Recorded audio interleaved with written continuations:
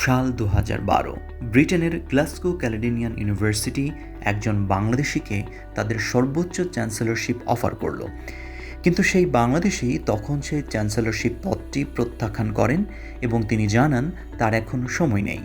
পরে অনেক অনুনয় বিনয় করে তাকে রাজি করানো হয় এই শর্তে যে তিনি অফিস করবেন না, শুধু সম্মানসূচক অর্থে তার নাম চ্যান্সেলরের জায়গায় ব্যবহার করা যাবে।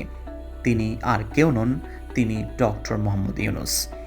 ২০০৮ সালে বিশ্বখ্যাত ম্যাগাজিন ফরেন পলিসি তাদের গবেষণায় উঠে আসা বর্তমান বিশ্বের ১০০ শীর্ষ চিন্তাবিদের নাম প্রকাশ করে। সেই লিস্টের ২ নম্বরে যে নামটা স্থান করে নেয় সেটি বাংলাদেশের ডক্টর ইউনূস। ডক্টর মোহাম্মদ ইউনূসের জন্ম ১৯৪০ সালের ২৮ জুন চট্টগ্রাম জেলার হাটহাজারী উপজেলার বাথুয়া গ্রামে। তার বাবার নাম দুলা মিয়া সওদাগর এবং মায়ের নাম সুফিয়া খাতুন। ছোটবেলা থেকেই অত্যন্ত মেধাবী ছিলেন তিনি। তার প্রথম বিদ্যালয় মহাজন ফকিরের স্কুল। চট্টগ্রাম কলেজের স্কুল থেকে ম্যাট্রিক পরীক্ষায় মোহাম্মদ ইউনূস পূর্ব পাকিস্তানের ৩৯,০০০ শিক্ষার্থীর মধ্যে মেধা তালিকায় ১৬তম স্থান অধিকার করেন এবং চট্টগ্রাম কলেজে ভর্তি হন। সেখানে তিনি সাংস্কৃতিক এবং রাজনৈতিক কর্মকাণ্ডের সাথে নিজেকে যুক্ত করেন। কলেজে তিনি নাটকে অভিনয় করে প্রথম পুরস্কার লাভ করেন। এছাড়াও তিনি সাহিত্য পত্রিকা সম্পাদনা এবং আজাদী পত্রিকায় কলাম লেখার কাজে যুক্ত ছিলেন। সপ্তম শ্রেণীতে পড়ার সময় তিনি বয়েজ স্কাউটসে যোগ দেন এবং বয়েজ স্কাউটসের পক্ষ থেকে মাত্র ১৫ বছর বয়সে যুক্তরাষ্ট্র, কানাডা সহ এশিয়া এবং ইউরোপের বিভিন্ন দেশ ভ্রমণ করেন। ডক্টর মোহাম্মদ ইউনূস ১৯৬০ সালে ঢাকা বিশ্ববিদ্যালয় থেকে অর্থনীতিতে স্নাতক এবং স্নাতকোত্তর সম্পন্ন করেন। তারপর তিনি চট্টগ্রাম বিশ্ববিদ্যালয়ে একজন প্রফেসর হিসেবে যুক্ত হন। ১৯৭০ সালে বাংলাদেশের একটি ভয়াবহ দুর্ভিক্ষ সংঘটিত হয়। ভেঙে পড়ে বাংলাদেশের অর্থনীতি। মোহাম্মদ ইউনূস ভাবছিলেন ভেঙে পড়া এই জনগোষ্ঠীকে কিভাবে সাহায্য করা যায়। ১৯৭৪ সালে মোহাম্মদ ইউনূস তেভাগা নামে একটি খামার প্রতিষ্ঠা করেন। মোহাম্মদ ইউনূস ১৯৭৬ সালে গ্রামীণ ব্যাংক প্রতিষ্ঠা করেন গরিব বাংলাদেশিদের মধ্যে ঋণ দেওয়ার জন্য। তখন থেকে গ্রামীণ ব্যাংক ৫.৩ মিলিয়ন ঋণ গ্রহীতার মধ্যে ৫.১ বিলিয়ন মার্কিন ডলার ঋণ প্রদান করে।